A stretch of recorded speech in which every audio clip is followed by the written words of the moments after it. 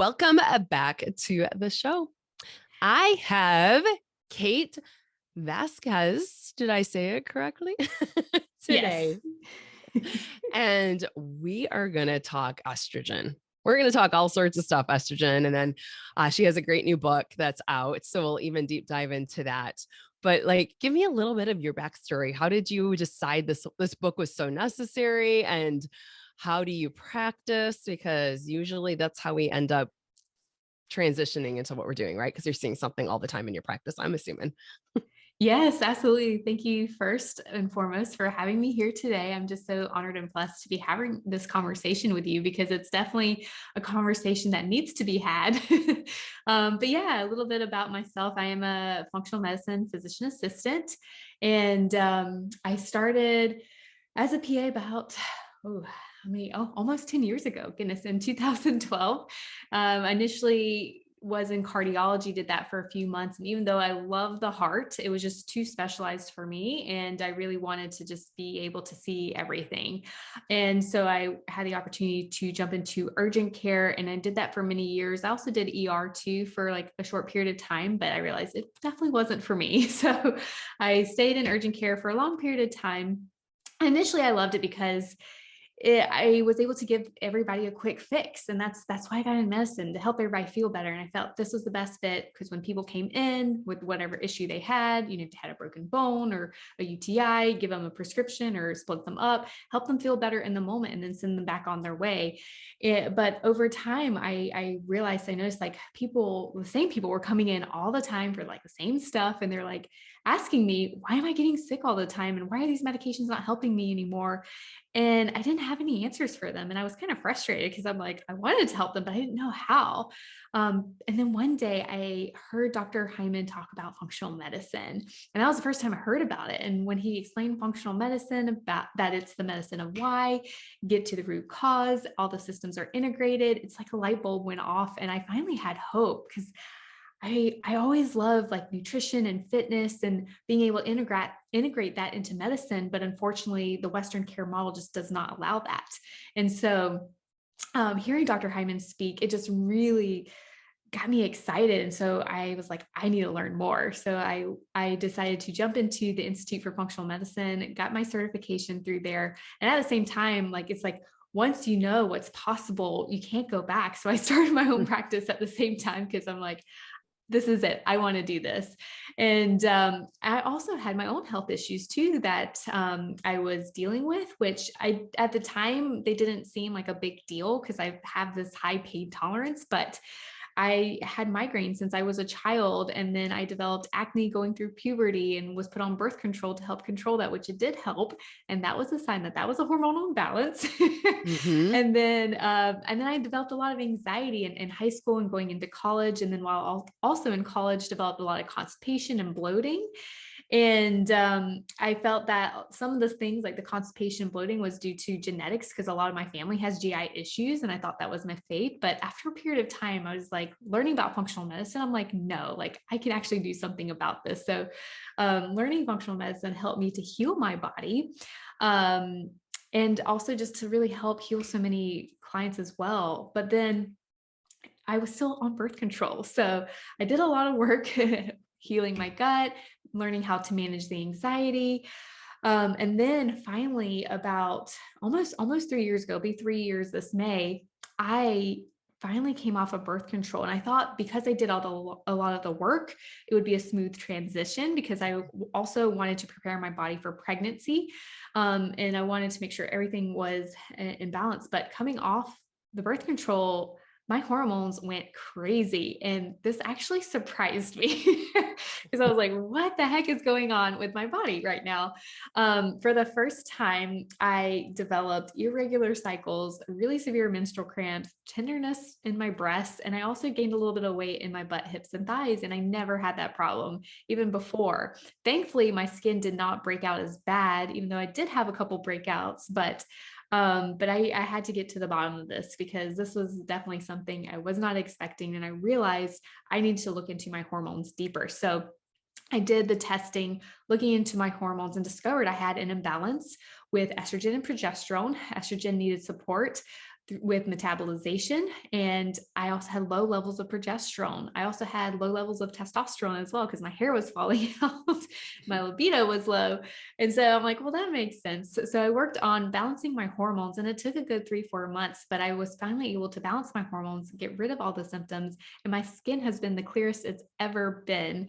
And because of that, I realized, oh, not only that, but I started also seeing the patterns in a lot of my clients as well, that they were having a lot of the same patterns with their hormones. And that's where I discovered estrogen dominance. And then I realized, like, a lot of women don't know what estrogen dominance is. Unfortunately, there's not a lot of information out there. Granted, now there's more and more articles on Google about estrogen dominance than ever before, but I wanted to really make sure I educated women. So educate, empower, and inspire them to about their hormones, and letting them know that there is, there is a way that they can really optimize their hormones naturally, and that they don't have to be a victim to their cycle and to the PMS, and suffer every month, especially if they develop the symptoms of estrogen dominance, so that there is hope and that they can take their health back into their own hands. Absolutely. And I think that is, I see it so often, even in our practice, in my practice as a chiropractor, I'm also a naturopath, but so many women suffer and it's not uncommon. So if you're listening right now and you're like, yeah, I just take a couple, and now it's, everybody's working virtually. So, I mean, Yeah. we can take a day off, right? Like I'm not Yes. working virtually. Unfortunately, I can't do that virtually, do chiropractic virtually. But so many Mhm. people over the years that are like, yeah, I take a week off of work because my periods are that bad. And ladies, Right. like, they shouldn't be that bad. They should Right. not be. And so, as we're going to discuss today, it's something very simple and we can look at it. There's so many effects in our environment now that are affecting us. And then Yes. obviously looking at it from the nervous system, I want to make sure the lumbar nerves are clear, because so often if that's Yes. off, they are going to have bad periods, which then leads to, for pregnancy and deliveries and, labor and deliveries later on, it's going to be all sorts of other issues too. So For sure. where are some of the basics? And when you start talking to people about estrogen, what, I guess, what's the conversation that you have? Oh, absolutely. Yeah. So first I look at, well, I figure out what are the symptoms that they're having. Because a lot of the symptoms with estrogen dominance are irregular cycles, heavy periods, PMS symptoms, so the severe menstrual cramps, the mood swings, the headaches, sometimes even insomnia, also breast tenderness, and that was the one that was the big one for me, and then the weight gain, especially in the butt, hips, and thighs. So those are like the 5 telltale signs of estrogen dominance. Granted, women can have other symptoms, like I mentioned, acne too, because I never had high androgens, but because the imbalance of my estrogen, I do believe that was contributing to the acne. So acne, brain fog, fatigue, which I also had as well, low libido, and sometimes even infertility. Women that are trying to get pregnant, if there's an imbalance with the estrogen progesterone ratio, that can definitely impact that as well. So first thing I look at is, are they having the symptoms, and are they aligning with like hormonal imbalance?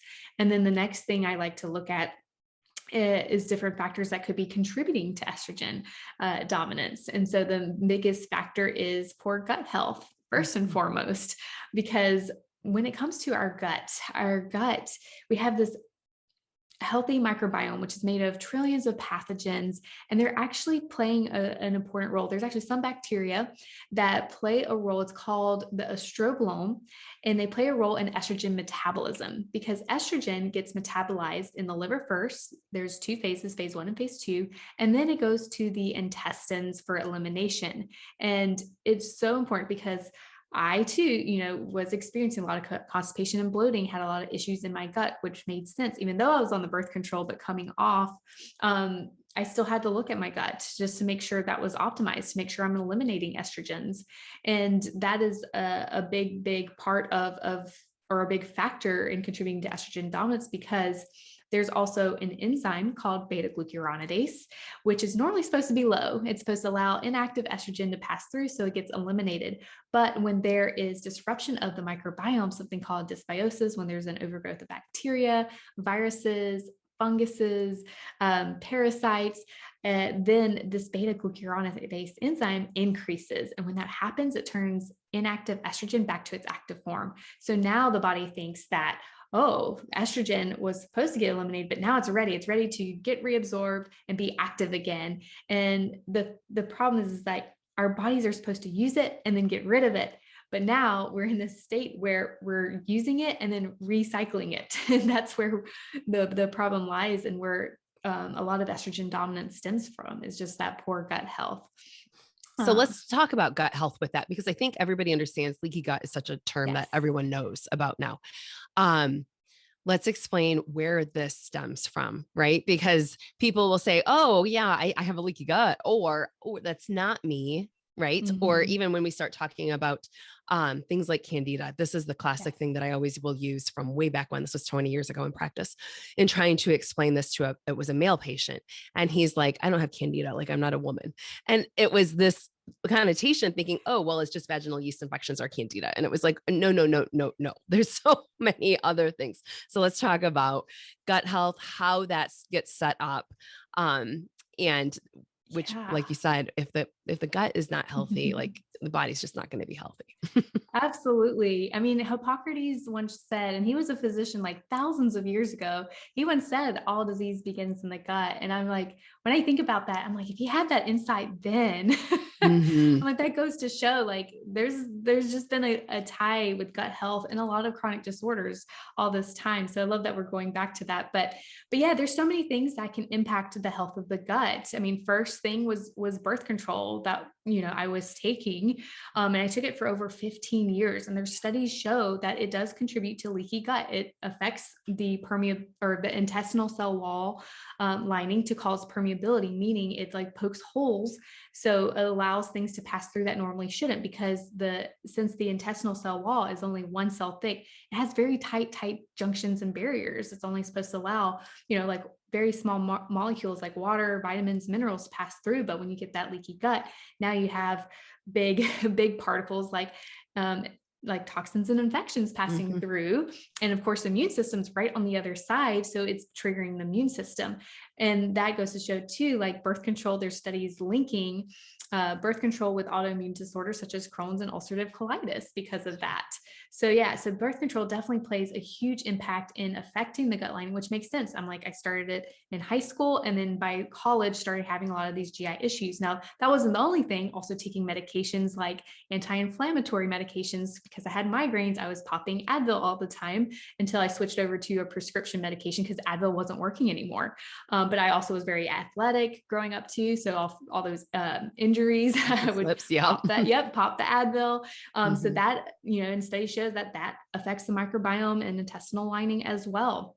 And then you have heavy metals. Actually, I used to eat a lot of tuna, even Right. though they're like, once a week is okay. I mean, I was like once, 1 or 2 weeks, but I had a lot that had built up Mm-hmm. in my body. So that's going to impact the microbiome. Stress too is another factor that affects and actually influences our gut bacteria. In fact, there was a study that when I was learning about functional medicine, I came across a study that showed that stress depletes lactobacillus bacteria. And of course, lactobacillus is the bacteria that's found in yogurt and all the probiotics over the counter. It's our healthy gut bacteria. And when I had done the gut testing, I actually was low in Bacillus. lactobacillus. And that made sense because I'm type A personality, just gone through PA school. It was a lot of stress. And that makes sense why my gut was impacted. So I tell my clients, like, there's different traumas and insults that are impacting the health of the Mm-hmm. gut. So stress is definitely one of those. And then speaking of another thing that's trauma and insult to the gut is food too. Yeah. I mean, something just so simple as consuming whole foods or foods that are very processed, or contain even whole foods that aren't organic, that contain a lot of pesticides.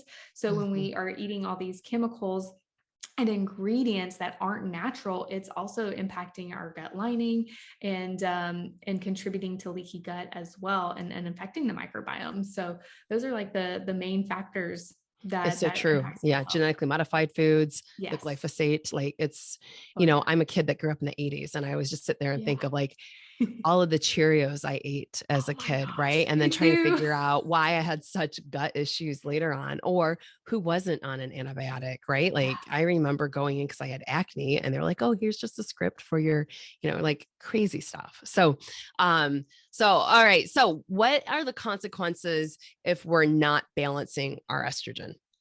Yeah, that is a great question, because if this doesn't get addressed, so if women have estrogen dominance, they're experiencing the PMS symptoms and their irregular periods, heavy periods, if it doesn't get addressed, it can definitely lead to some estrogen dominant disorders such as endometriosis, which is a very big issue. And unfortunately, there are a lot of women that aren't being diagnosed for years. They're having these symptoms and these issues like 5, 7 years before they're diagnosed. And really, the only way to diagnose this is to do surgery, laparoscopic surgery, where they go in and look to see, is there tissue from the endometrium growing outside the uterus? But if we can like recognize like a lot of the women that are having these symptoms, it's just due to this excess estrogen that's contributing to that. So endometriosis is one of those that can develop. Also PCOS. So even though PCOS, a lot of women understand that it is an androgen dominant, so meaning there's a lot of testosterone and DHEA in the system, there's also elevated estrogens too. And sometimes that's not getting addressed. They're more focused on addressing the high androgens, but they're not being looking at the excess estrogen that's contributing. And that's why a lot of women too aren't really, if they go the natural approach, they're not really getting resolution, because they're not looking at all the hormones that are playing a role. And this is also why birth control does a really good job of improving symptoms, because it suppresses all the hormones, including estrogen and testosterone. But the problem is it doesn't get to the root of what's going on. And then you think of all the side effects that birth control has. Like oh my that's, gosh, what I mean? I was so talking with a many. patient about it earlier today too. Yes, And I was like, it's not something you absolutely. want to be on forever. No, no, for sure.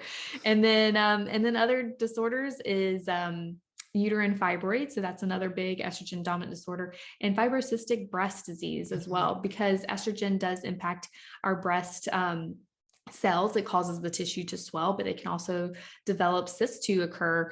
And so when there's excess estrogen and stress, and caffeine is just like the perfect storm for those cysts in the breasts. And then the last biggest thing that's probably the most important is cancer. It can definitely lead to the development of cancer, specifically breast, endometrial, and uterine, but there's also other estrogen related cancers that most people aren't aware of. And that's because there's estrogen receptors all over our body. We have estrogen receptors in our brain, in our thyroid, our lungs, our intestines, even in our bones. And so women, if they're developing other cancers, unfortunately, they're not looking at estrogen to see, is there imbalanced estrogen? Are women producing these metabolites that's actually increasing the risk of the development of cancer, the growth of these cancer cells in the body?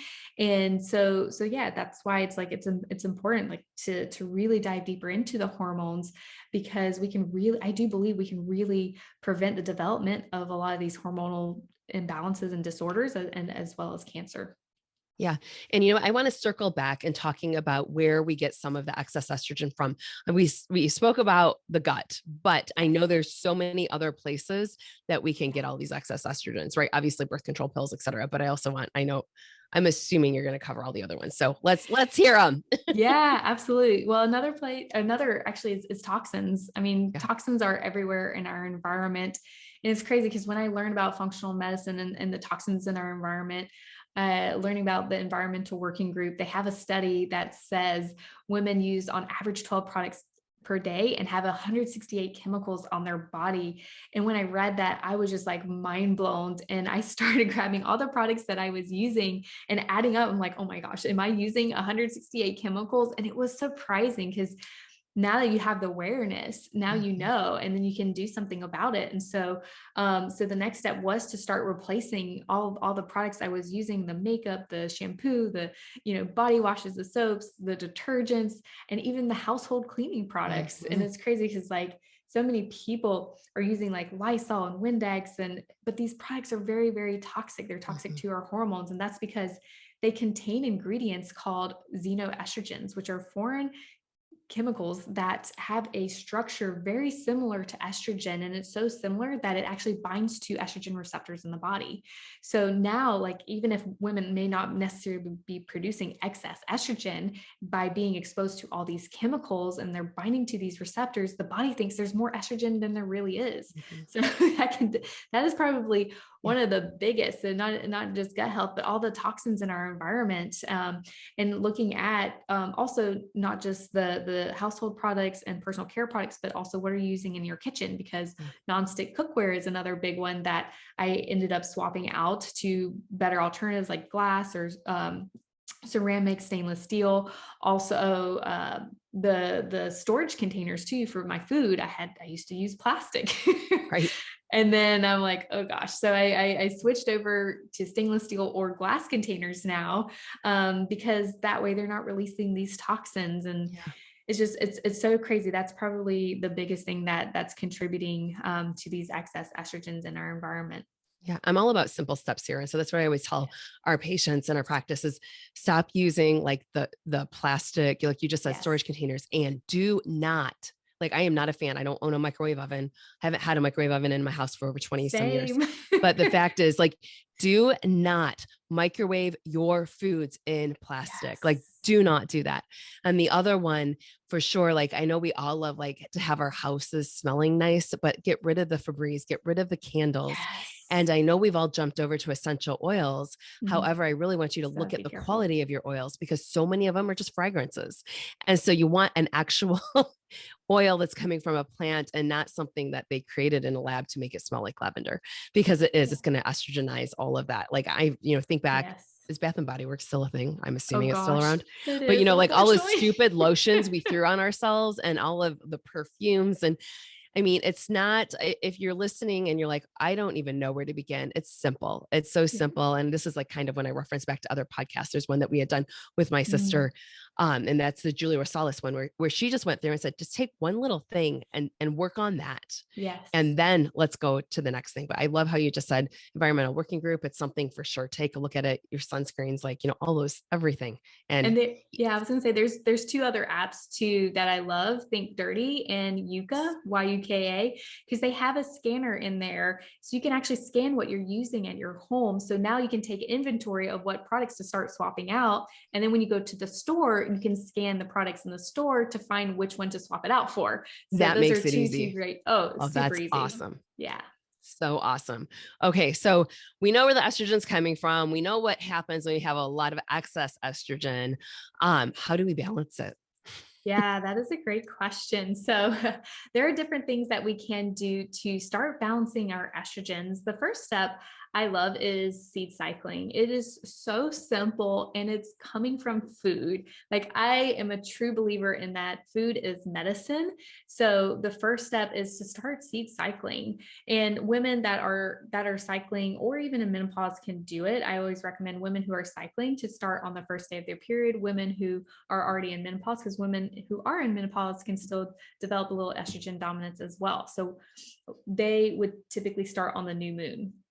And what women will do is when it comes to seed cycling, you're basically going to take two different types of seeds and consume them for 2 weeks and then switch to two different types of seeds. So for the first 2 weeks, when a woman starts their period, day one of the period, or woman in menopause on the new moon, for 2 weeks, she's going to grind 1 tablespoon of flax and 1 tablespoon of pumpkin seeds every single day. Grind them fresh daily because fresh is better. Mhm. You don't want pre-ground because the nutrients are actually become rancid over time. So grind them fresh daily every single day for 2 weeks. And then after that 2 week period, switch over and then grind 1 tablespoon of sesame and 1 tablespoon of sunflower seeds fresh daily every day for 2 weeks. And once you finish that second week period, you're going to swap and go back to the flax and pumpkin and basically keep doing that, alternating every 2 weeks.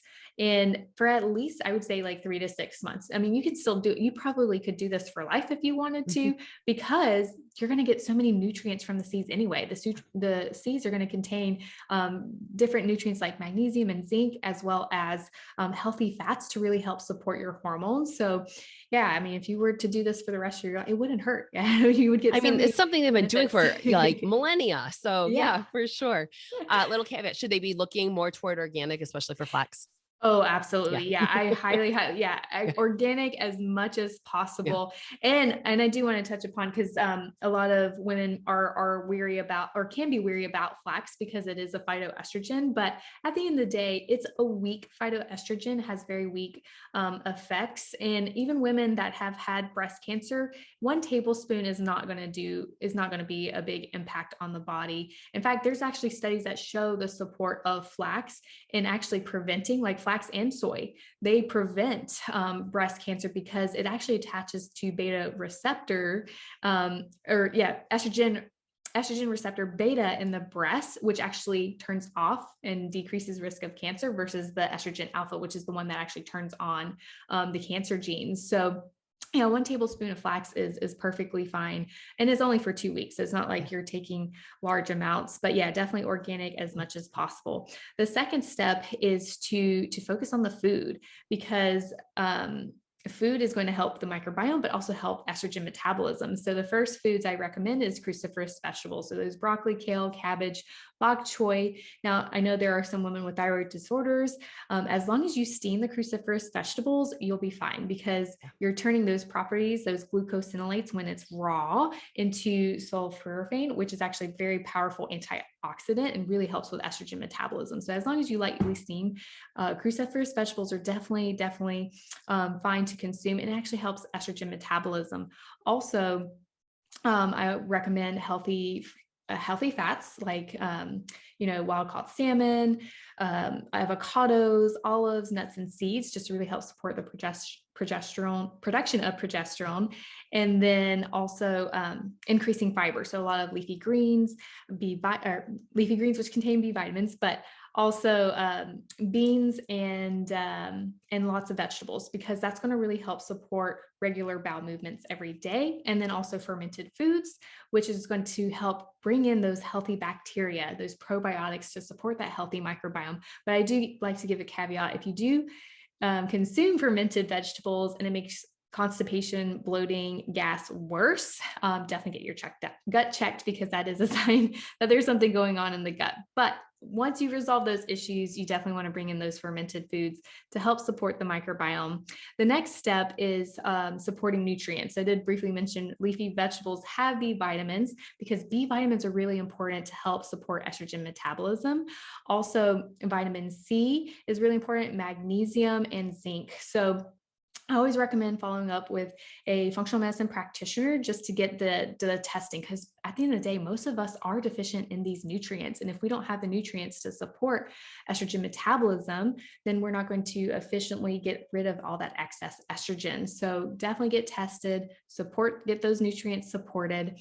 The next thing to help balance estrogen, and I didn't talk about it yet, but also adapting to stress, because Right. when we have high cortisol levels, that actually takes away from the production of progesterone in our body, because sex hormones and cortisol all come from cholesterol.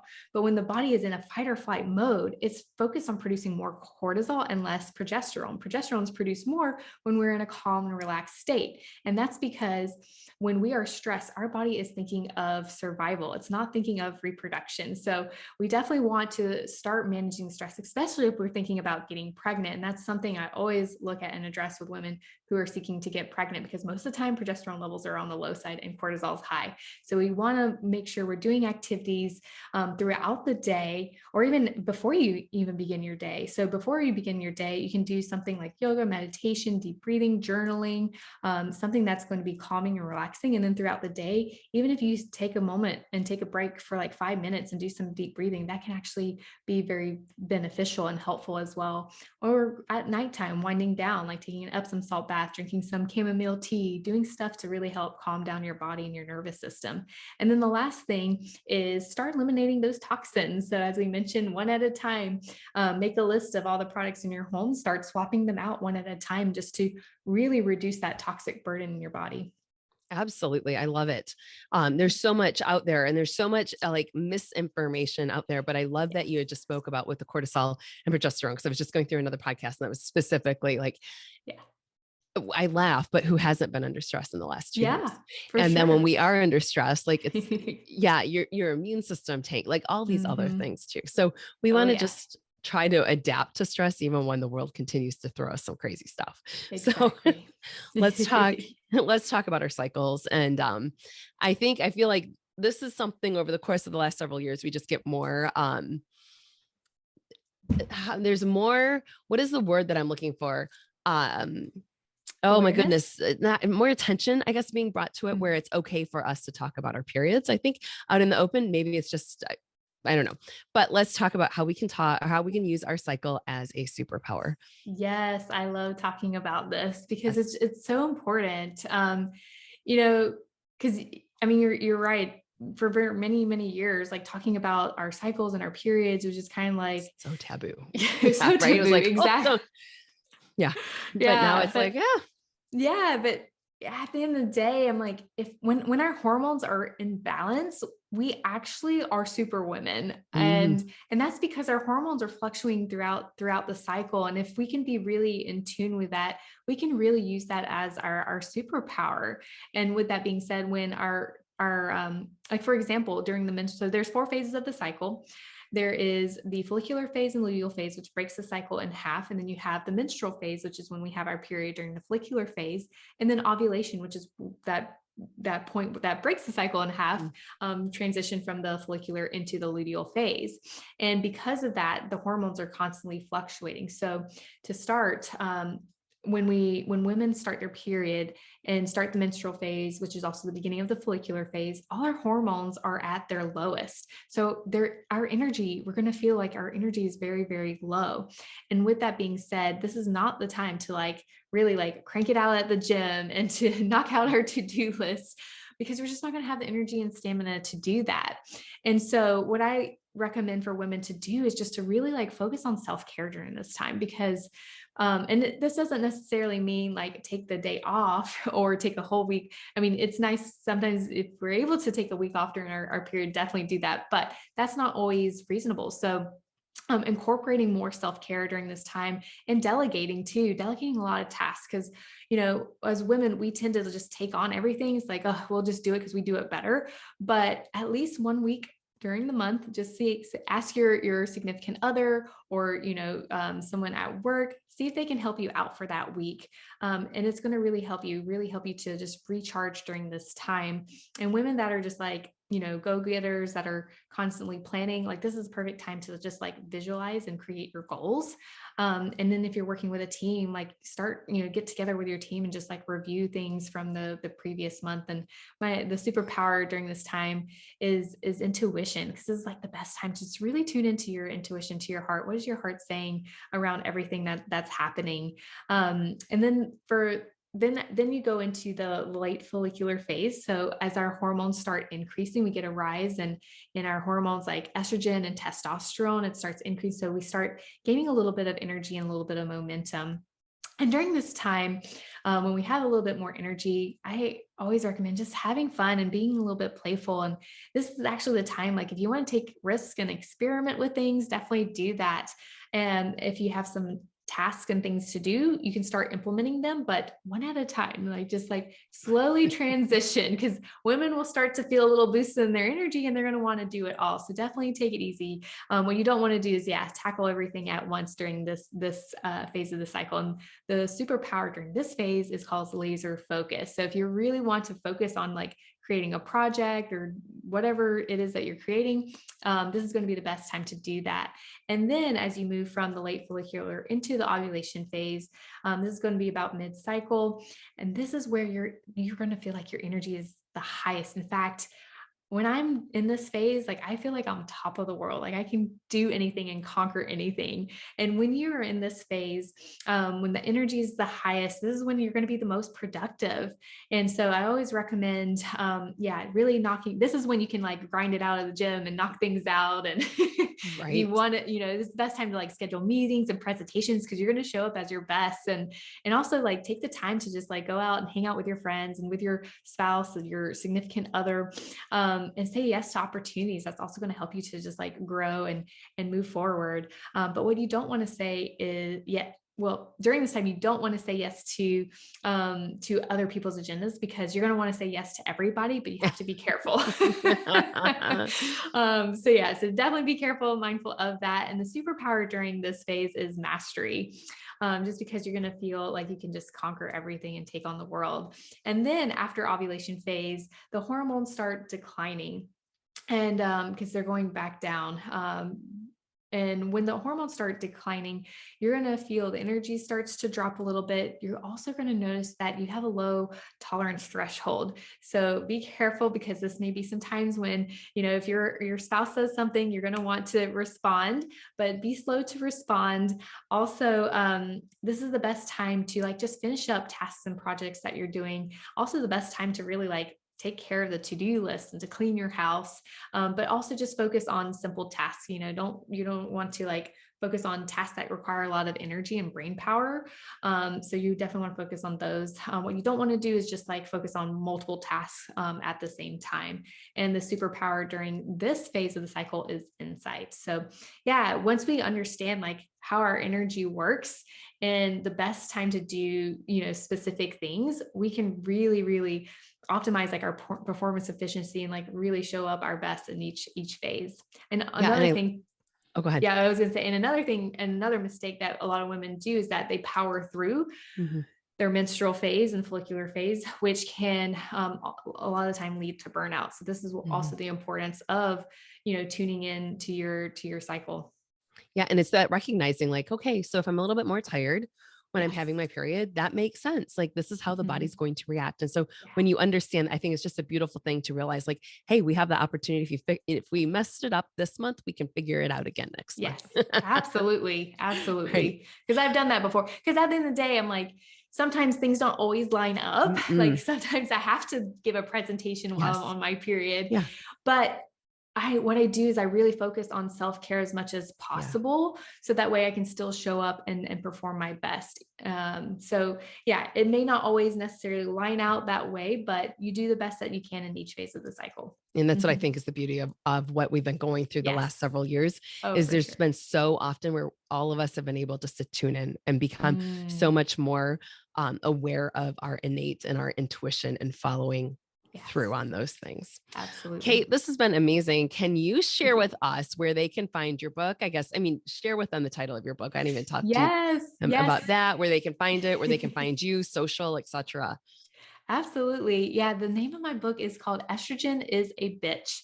And that's because it can become a bitch when it's imbalanced. However, I want women to know that estrogen is not necessarily a bad thing. And I talk about it in the book, like the benefits of having estrogen, but what happens when it does become imbalanced, and definitely dive a lot deeper into that, because I really wanted women to understand the role of estrogen. And I also call it the Goldilocks hormone. Like you don't want too much and you don't want too little. You want the right amount of estrogen.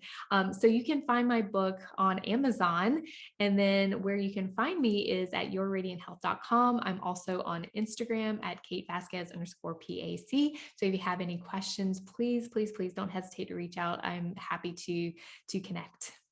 Well, thank you so much for your time today. This was such great information. Yeah, thank you so much for having me. I'm so excited and that we had this conversation today. Yes.